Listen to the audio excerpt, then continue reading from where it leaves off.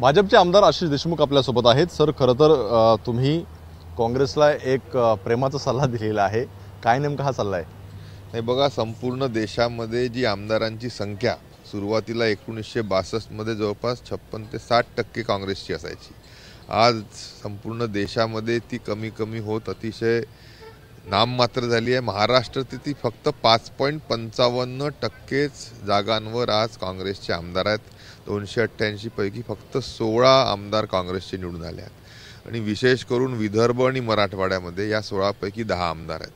उर्वरित 180 जागांवर उर्वरित महाराष्ट्रामध्ये फक्त 6 जागा त्यानिमित्ताने निवडून आल्या आहेत आणि म्हणून महाराष्ट्राच्या जनतेने काँग्रेसला नकारलेला आहे।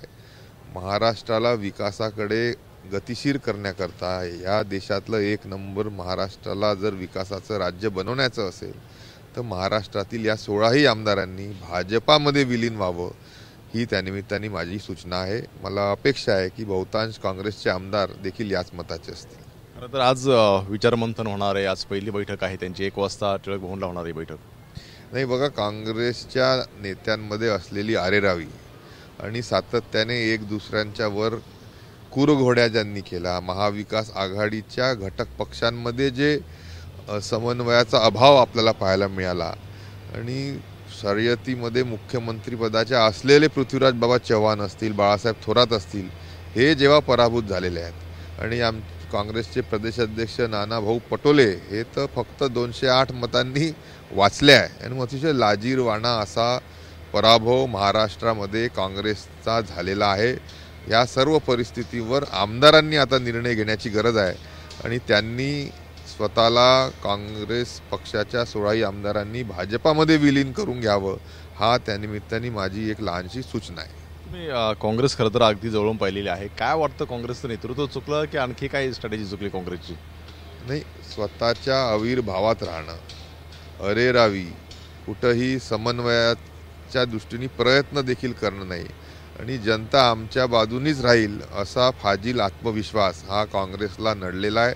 ही परिस्थिती महाराष्ट्रातच नव्हे तर या देशाच्या अर्ध्यापेक्षा जास्ती राज्यांमध्ये काँग्रेसचे 10% कमी आमदार उरले आहेत। आज आपण पाहत असाल तर ही सर्व परिस्थिती आता सुधारण्याच्या पलीकडे झालेली आहे। महाराष्ट्रामध्ये फक्त 5% जागांवर काँग्रेसचे आमदार निवडून येतात। त्यापेक्षा बरं आहे की त्यांनी भाजपासोबत येऊन या महाराष्ट्राला देशाचं एक नंबरचं राज्य विकासाच्या दृष्टीने बनवण्यासाठी हातभार लावावा।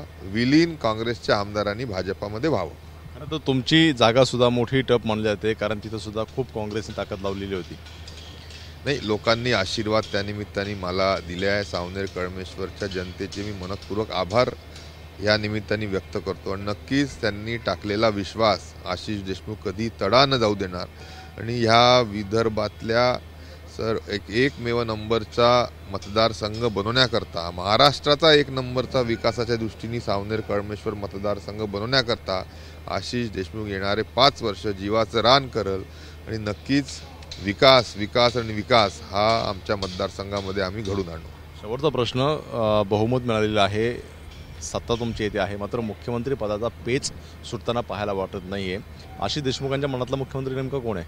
नाही बघा, विदर्भाला मुख्यमंत्री पदाचं पद मिळावं जेणेकरून मागास असलेला आमचा विदर्भ मराठवाडा हा खऱ्या अर्थाने विकासाच्या दृष्टीने परत एकदा अग्रसर होण्यामध्ये मदत होईल। सन्मान्य देवेंद्रजी फडणवीस ज्या पद्धतीने 14 ते 19 अतिशय कार्यक्षम मुख्यमंत्री राहिले आहे, त्याच पद्धतीने हे 5 वर्ष देखील त्यांच्या नेतृत्वामध्ये महाराष्ट्र विकासाच्या दृष्टीने अमूलाग्र बदल ते करू शकतात।